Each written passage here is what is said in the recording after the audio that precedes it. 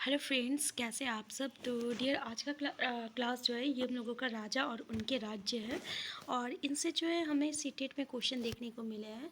चलिए हम आपको दिखाते हैं कि कहाँ कहाँ से क्वेश्चन जो है हमें देखने को मिला है, क्योंकि यहाँ पे भी स्टेटमेंट बेस्ड क्वेश्चन आता है।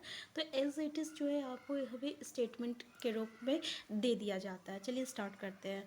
तो देखिए क्या हुआ था ना कि नए राज्यों का उदय, राजवंशों का उदय।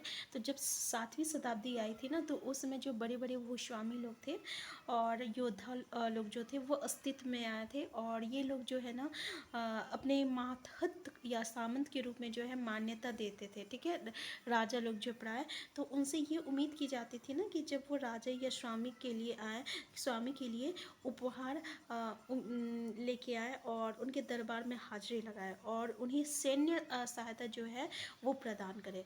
अधिक सत्ता या और संपदा हासिल करने पर सामंत जो रहता है ना, वो अपने आप को महासामंत या महामंडलेश्वर, जिसको हम लोग कहते हैं पूरे मंडल का महान स्वामी, ये घोषित कर देते थे अपने आप को। ठीक है, तो कब घोषित करते थे ये लोग अपने आप को महामंडलेश्वर और महासामंत?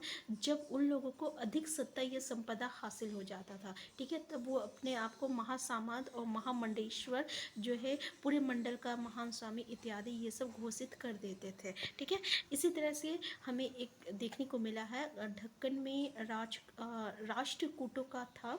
तो शुरुआत में वो जो थे ना कर्नाटक के चालुक्य राजा के अधीन में थे, लेकिन फिर बाद में क्या हुआ ना, वो 8वीं शताब्दी के मध्य में एक राष्ट्रकूट प्रधान दंती दुर्ग, याद रखिएगा दंती दुर्ग को, ये अपने चालुक्य स्वामी की अधीनता को से इनकार कर दिया और उसको हराया। ठीक है, और हिरण्यगर्भ, याद रखिएगा हिरण्यगर्भ, इसका मतलब होता है सोने का गर्भ। ये एक अनुष्ठान होता है। ठीक है, ये अनुष्ठान जो है ना ब्राह्मण की सहायता से संपन्न होता है। और ये जब अनुष्ठान होता जाता है तो ये माना जाता है ना कि अब वो क्षत्रिय के रूप में जो है अस्तित्व प्राप्त कर लिया है। मान लीजिए कोई मतलब कि क्षत्रिय नहीं है, याजक या जन्म क्षत्रिय ना होते हुए भी जब वो ये अनुष्ठान करता है तो वह क्षत्रित्व प्राप्त कर लेता है। तो इसमें कौन था इसका उदाहरण? तो दंती दुर्ग था। पहले ये किसका, चालुक्य का अधीन था, लेकिन बाद में क्या हुआ, उसका अधीन को वो स्वीकार नहीं करता है, उसको हराता है, फिर हिरण्यगर्भ एक नामक अनुष्ठान करता है और फिर अपने आप को क्षत्रिय घोषित करता है। इसी तरह अगर हम बात करें, ठीक है, तो कंदम मयूर शर्म सॉरी कंदम मयूर शर्मन और गुर्जर प्रतिहार, ठीक है, हरिश्चंद्र, ये ब्राह्मण थे। ठीक है, तो ये जो है अपना पेशा को छोड़कर ये क्या बन गए थे, तो ये एक शस्त्र उतार लिए और अपने और क्षेत्रीय बन गए थे। ठीक है, तो कर्नाटका और राजस्थान में अपने राज्य जो है सफलतापूर्वक स्थापित किए फिर ये लोग, कर्नाटक और राजस्थान में। तो ये याद रहेगा। तो यहाँ से ऐसे क्वेश्चन आपको देखने को मिलता है। ठीक है, देखिए नए राजा में से कईयों ने महाधिराज, देखिए महाधिराज, राजाओं का राजा को महाधिराज कहते हैं, और त्रिभुवन चक्रवर्ती यानी तीनों भावना का स्वामी, इस तरीके के जो उपलब्धि रहते थे ना, इसको ये लोग धारण करते थे। ठीक है, तो याद रखिएगा। अब यहाँ पे देखिए, यहाँ से एक क्वेश्चन आता है जिसके राजस्व वसूली के लिए पदाधिकारियों की नियुक्ति सामान्यतः प्रभावशाली परिवारों के बीच होता था। यानी जो राजस्व वसूली की जाती थी ना, जैसे कि अलग अलग चीज़ों में जो आपका कर वसूला जाता था, जैसे किसान से राजस्व वसूली की जाती थी, तो उसके लिए एक पद दिया जाता था और इसकी नियुक्ति होती थी।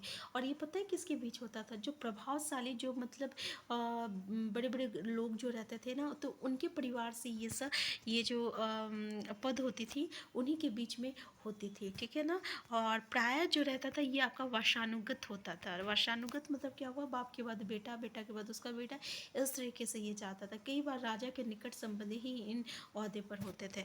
तो क्या होता था, इस ओहदे पर कौन होते थे? तो राजा का जो निकट रहता है ना, जैसे उसका मतलब रिलेशन में जो भी हो रहता है, तो उन्हीं को ये ओहदा दी जाती है। ठीक है, देखिए प्रशस्त्या से एक क्वेश्चन आता है, पता है प्रशस्त्या क्या होता है? ठीक है, जिसमें कि हम राजा के बारे में बताते हैं।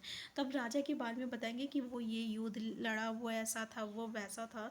तो क्या प्रशस्त्या जो होती है वो सत्य होता है? इस तरीके से क्वेश्चन आता है। तो स्टेटमेंट बेस्ड, तो ये सत्य सत्य नहीं हो सकता है, लेकिन ये प्रशस्ति वो वैसा होता है जैसे कि राजा रहता है ना, वो खुद अपने आप को दिखाना चाहता है, ठीक है। तो जो कि शायद खुद यहाँ पे देख लीजिए, हमें बताती है कि शासक खुद को कैसा दर्शाना चाहता है। यानी राजा जो है अपने आप को जैसा दर्शाना चाहता है वैसा वो अपने आप का अपने प्रशस्तियाँ में लिख देता है। और जो प्रशस्ति लिखते हैं ना, वो भी इसलिए लिखते हैं ताकि उसे राजा के और उनके बारे में वो कुछ भी लिख सकते हैं, उसकी बड़ाई करते हैं, उसकी तारीफ करते हैं कि ये राजा ऐसा है, वैसा है, ये है, वो है, फलना है, ढकना है, शूरवीर है, योद्धा, बहुत बड़ा योद्धा है, इस तरीके से। क्योंकि उन लोगों से अच्छा खासा जो है इन लोगों को इनाम मिल जाता था, ठीक है। तो यहाँ पे ये स्टेटमेंट समझ में आया ना कि ये ऐसे ब्यौरे होते थे जो कि सत्य नहीं होता था, वो ऐसा होता था जो कि शासक जो है अपने आप को दर्शाना चाहता था। तो यहाँ से हमें ये चीज़ देखने को मिलता है, ठीक है। अब देखिए यहाँ पे हम बता दें, 12वीं शताब्दी में एक वृहद संस्कृत काव्य भी रचा गया जिसमें कश्मीर पर शासन करने वाले राजाओं का इतिहास दर्ज है। इसे कल्हण नामक एक रचनाकार द्वारा रचा गया। कल्हण ने अपना वृत्तांत लिखने के लिए शिलालेखों, दस्तावेज और प्रत्यक्षदर्शियों के वर्णन और पहले के इतिहासों समेत अनेक तरह के स्रोतों का इस्तेमाल किया। प्रशस्तियों ने लेखकों से भिन्न वो अक्सर शासकों और उनके नीति के बारे में आलोचनात्मक रुख दिखलाता है। इसलिए 12वीं सदी के लिए यह अंत असाधारण ग्रंथ था, ठीक है। क्या था? असाधारण ग्रंथ था। देखिए, धन के लिए युद्ध, आपने ये गौर किया होगा कि इनमें से प्रत्येक शासक राजवंश का आधार कोई क्षेत्रीय विशेष था, ठीक है। वो दूसरे क्षेत्रों पर नियंत्रण करने का प्रयास करते थे और एक विशेष रूप से वांछनीय क्षेत्र था गंगा घाटी में कन्नौज नगर। याद रखिएगा, मतलब ये युद्ध होता था, क्यों होता था? तो दूसरा का जो क्षेत्र है ना, उसको अपने कब्जे में करने के लिए होता था, धन के लिए होता था। तो ऐसे गंगा घाटी में कन्नौज नगर था, ठीक है। इसके लिए ना हमेशा यहाँ पे युद्ध होता रहता था। किसके किसके बीच में युद्ध होता था? चलिए, यहाँ से क्वेश्चन हमें देखने को मिलता है, जैसे कि गुर्जर प्रतिहार, राष्ट्रकूट और पाल वंश, इन तीनों के बीच में होता था। और इसी को हम लोग त्रिपक्षीय संघर्ष कहते हैं।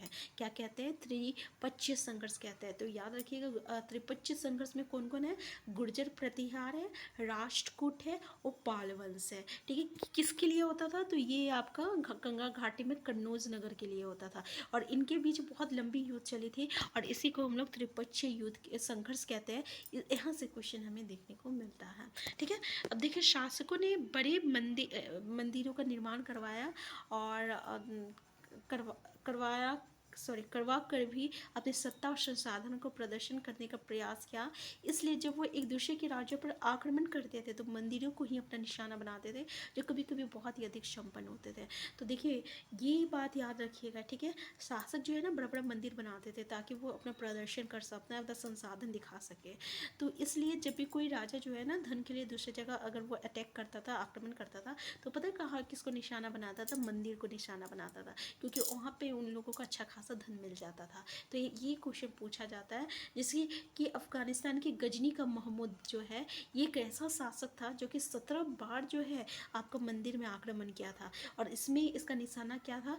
तो आपका संपन्न मंदिर था, जिसमें गुजरात का सोमनाथ मंदिर शामिल था, ठीक है। और महमूद जो धन उठा ले गया, उसका बहुत बड़ा हिस्सा गजनी में एक वैभवशाली राजधानी के निर्माण में खर्च हुआ था, ठीक है। तो यहाँ से जो है हमें क्वेश्चन देखने को मिलता है। अब देखिए, युद्ध करने वाले दूसरे राजाओं में चाहमान भी थे, जो बाद में चौहान के रूप में जाने लगे। वो दिल्ली और अजमेर के आसपास के क्षेत्र पर शासन करते थे। उन्हें पश्चिम और पूर्वी की ओर नियंत्रण क्षेत्र का विस्तार करना चाहिए, जहाँ उन्हें गुजरात के चालुक्यों और पश्चिमी उत्तर प्रदेश के गढ़ वालों से टक्कर लेनी पड़ी।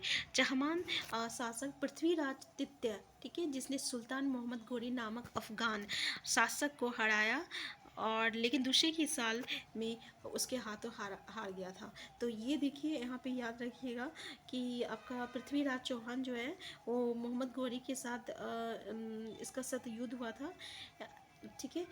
1191 में ये आपको इसको हरा दिया था, लेकिन दूसरे ही साल में पृथ्वीराज चौहान जो है हार गया था, ठीक है ना। तो ये वाला यहाँ से यहाँ तक ये आप याद रखिएगा कि 2 बार युद्ध हुआ था, जिसमें पहले बार जो है पृथ्वीराज चौहान जो है हराया था, लेकिन दूसरी बार जो है उससे वो हार गया था, ठीक है।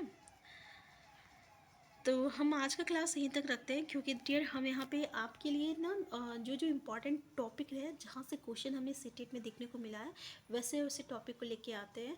अब इससे आगे कहाँ कहाँ से हमें क्वेश्चन देखने को मिलता है हम आपसे डिस्कस करेंगे, और फिर जब हमारा चैप्टर कंप्लीट हो जाएगा ना, तो फिर हम आपको प्रीवियस ईयर क्वेश्चन दिखाएंगे और फिर बताएंगे कि देखिए कैसे स्टेटमेंट बेस्ड क्वेश्चन आता है। ठीक है, तो आप हमारे साथ बने रहिए।